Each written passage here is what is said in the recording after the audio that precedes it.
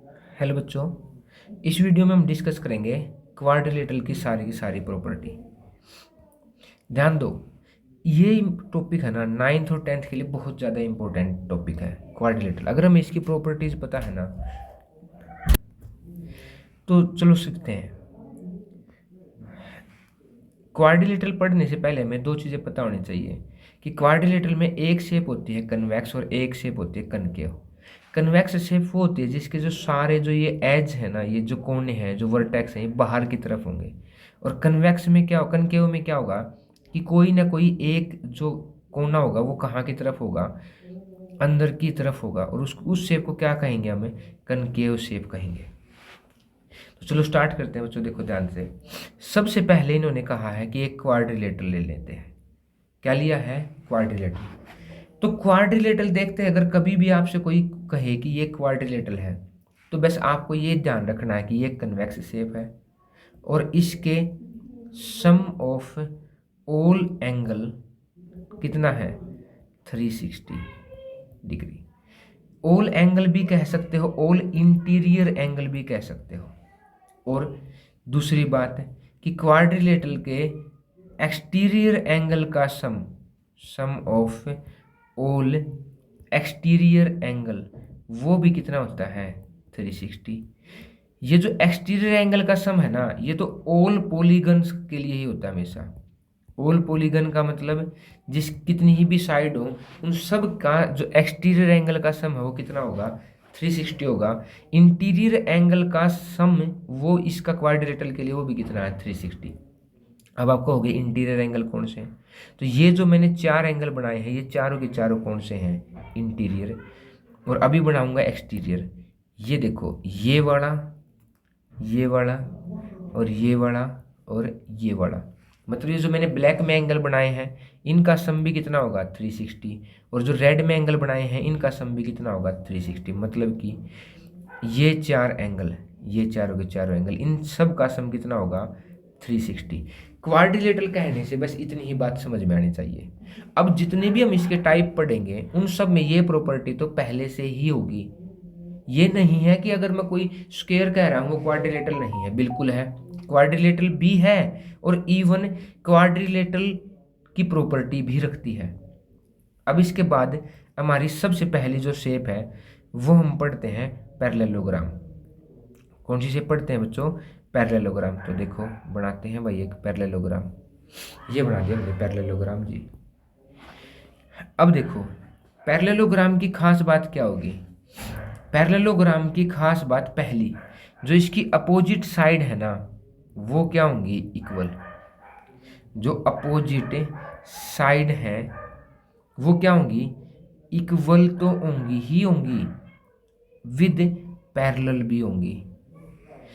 ये नहीं है कि पैरेललोग्राम आ गया तुम ये नहीं कहोगे कि इसके एंगल का सम 360 नहीं होगा, वो तो होगा ही होगा। उसके बाद इसमें क्या होगा कि इसकी जो अपोजिट साइड है वो क्या होंगी? इक्वल भी होंगी और पैरेलल भी होंगी। इसके जो अपोजिट एंगल है ना, क्या है? जो अपोजिट एंगल है वो क्या होंगे बच्चों? इक्वल होंगे भाई। क्या होंगे? इक्वल। तो दूसरी प्रॉपर्टी होगी हमारी, देखो ये है, ये एंगल इसके बराबर है और दूसरा एंगल बनाते हैं। देखो दूसरा एंगल, ये एंगल इसके बराबर। फिर इसने कहा है कि जो इसके डायगोनल होंगे ना, डायगोनल होंगे वो एक दूसरे को बाइसेक्ट करेंगे। मान के चलो मैं इसके पॉइंट ले लेता हूँ, ए बी सी और डी, ये ओ पे कट रहे हैं। मतलब कि third point diagonal bisect each other, मतलब ए ओ बराबर हो जाएगा ओ सी के और ओ बी बराबर हो जाएगा ओ डी के। Third property. और इतनी ही मेन जो प्रॉपर्टी है हमारी वो यही है कि अपोजिट साइड इक्वल भी और पैरेलल भी, opposite angle equal, diagonal bisect each other, diagonal, ठीक है, डायगोनल से बाइसेक्ट, बाइसेक्ट का मतलब काटना, बाइसेक्ट से ईच अदर, एक दूसरे को क्या करेंगे? डायगोनल्स, बाइसेक्ट्स नहीं होगा, बाइसेक्ट होगा केवल, ईच अदर। क्या यहाँ तक आप क्लियर हो गई हैं बातें? अब हमारी जो नेक्स्ट जो क्वाड्रिलेटरल होगी उसको समझते हैं। देखो यहाँ से निकालते हैं क्वाड्रिलेटरल। अब कौन सी है हमारे पास? रोम्बस, रोम्बस बना लेते हैं, एक थोड़ा सा बड़ा बनाने की कोशिश करते हैं भाई इसको, एक सेकेंड। ठीक है, अब यहाँ ध्यान देते हैं, ये है जी हमारी रोम्बस। ठीक, पहली प्रॉपर्टी, पैरेललोग्राम की सारी प्रॉपर्टीज के अंदर है, मतलब अपोजिट साइड इक्वल और parallel, opposite angle equal, diagonal bisect each other. Extra क्या आता है, मैं बस केवल वो लिखवाऊंगा बच्चों यहाँ पे, वो क्या है कि इसकी जो ऑल साइड है ना, all sides are equal. Opposite तो थी ही थी, उसके साथ क्या होगा इसमें कि इसकी ऑल साइड इक्वल होंगी, तब एक पैरेललोग्राम क्या बन जाएगी, रोम्बस। इसके जो डायगोनल होंगे ना बच्चों, जो इसके क्या होंगे डायगोनल, वो एक दूसरे को कितने पे काटेंगे, 90 डिग्री पे काटेंगे। अगर मैं इसको लिख देता हूँ ए बी सी और डी, जो इसके डायगोनल हैं वो एक दूसरे को किस पे काटेंगे, 90 डिग्री पे। तो सेकंड प्रॉपर्टी, जो डायगोनल है वो बाइसेक्ट तो करेंगे ही करेंगे, लेकिन किस पे करेंगे, एट 90 डिग्री। किस पे बाइसेक्ट करेंगे बच्चों, 90 डिग्री पे बाइसेक्ट करेंगे एक दूसरे को। मतलब कि पैरेललोग्राम से खास बात इसमें ज़्यादा क्या है, पैरेललोग्राम की तो बातें हैं ही हैं कि ऑल साइड्स आर ना, opposite sides are parallel equal, opposite angle equal, diagonal bisect. लेकिन डायगोनल बाइसेक्ट करते करते कितने पे बाइसेक्ट करेंगे, 90 पे। सारी साइड क्या होंगी, इक्वल। और इसके एरिया का जो फॉर्मूला होगा वो होगा डायगोनल 1 मल्टीप्लाई डायगोनल 2 के डिवाइड में 2, डायगोनल 1 मल्टीप्लाई डायगोनल 2 के डिवाइड में 2। अब हमारी नेक्स्ट आती है, नेक्स्ट कौन सी है देखते हैं, नेक्स्ट है जी स्क्वायर बनाते हैं, रेक्टेंगल बना लेते हैं। उससे पहले क्या बनाते हैं बच्चों, रेक्टेंगल। एक सेकेंड,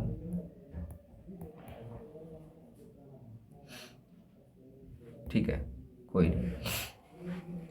अब रेक्टेंगल में ना, रेक्टेंगल में पैरेललोग्राम की सारी प्रॉपर्टी हैं, कौन कौन सी, कि इसके अपोजिट एंगल इक्वल है, अपोजिट साइड इक्वल है, अपोजिट साइड पैरेलल है, अपोजिट एंगल इक्वल है। उससे एक्स्ट्रा क्या है, ऑल एंगल्स आर सेम, और वो किसके बराबर है, 90 के।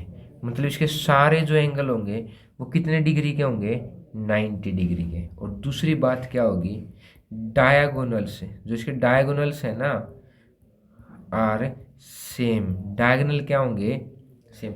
बस दो ही बातें हैं, डायगोनल भी क्या है इसके, सेम है। अगर मैं इस डायगोनल को ओ ए, इसको क्या कहूँ, अगर ये है ए, ये है बी, ये है सी और ये कितना है डी, तो इसके डायगोनल भी क्या है, सेम। मतलब कि अपोजिट साइड तो इक्वल है ही है, A B is equal to C D, A D is equal to B C, और A C is equal to B D. क्या यहाँ तक कि बच्चों आपको बात समझ में आ गई।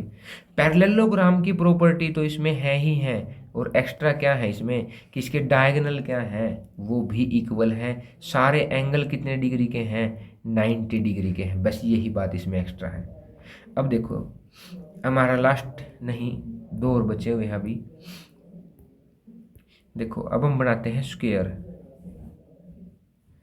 तो स्क्वायर की खास बात क्या होगी बच्चों, वो देखते हैं। स्क्वायर में ना, स्क्वायर में सारी प्रॉपर्टी आ जाएंगी, मतलब कि रोम्बस की भी, रेक्टेंगल की भी, पैरेललोग्राम की भी। मतलब कि रोम्बस की क्या बात थी कि ऑल साइड्स आर सेम, सारी साइड सेम होंगी।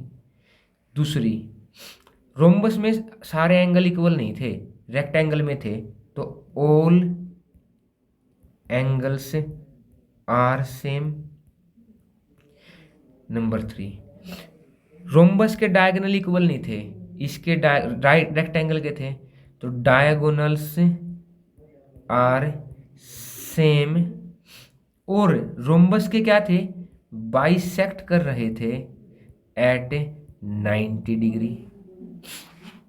मतलब कि इसमें वो सारी प्रॉपर्टी आ गई, किसकी भी, रोम्बस की भी, किसकी, रेक्टेंगल की, किसकी, स्क्वायर की, किसकी, पैरेलल। मतलब ये एंगल कितने का है, 90 डिग्री का।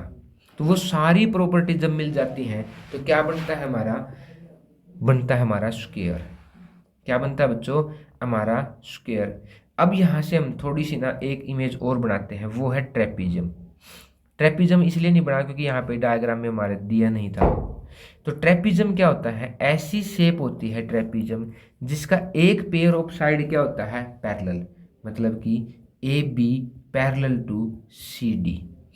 और यहाँ पे जो ये दो एंगल हैं, और दूसरे मैं एंगल बनाता हूँ यहाँ पे, ये जो दो एंगल हैं इन दोनों का मतलब इन दोनों का सम 180 होगा और इन दोनों का सम 180 डिग्री होगा।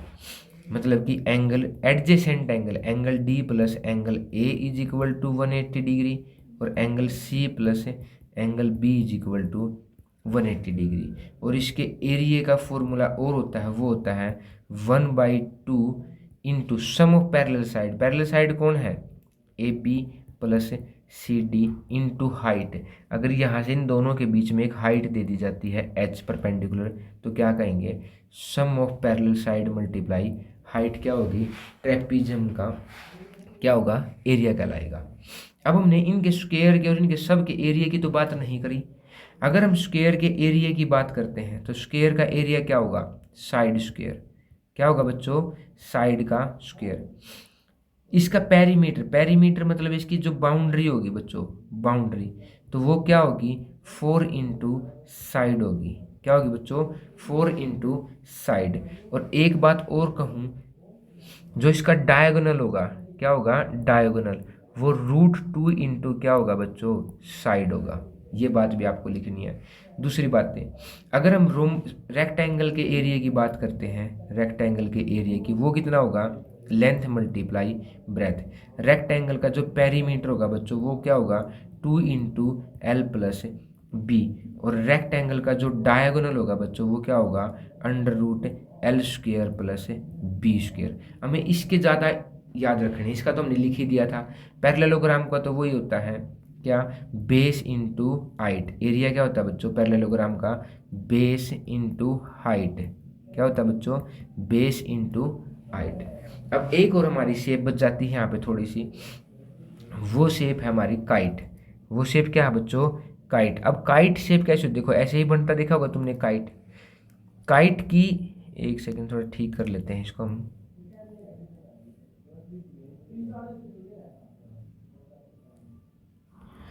काइट के जो डायगोनल है वो 90 डिग्री पे बाइसेक्ट करते हैं बच्चों। क्या करते हैं? 90 डिग्री पे। और इसकी ये जो साइड है ये इसके इक्वल होती है और ये साइड इसके। इसके लिए हमें ज़्यादा बातें नहीं करनी है, ना ज़्यादा ये आती हैं। काइट के जो ये साइड वाली साइड क्या होती है, जो ये साइड होती है, ये दोनों इक्वल और ये दोनों इक्वल होती हैं। और बस ये एंगल कितने पे काटता है? 90 डिग्री पे काटता है। उसको हम क्या कहते हैं? काइट कहते हैं।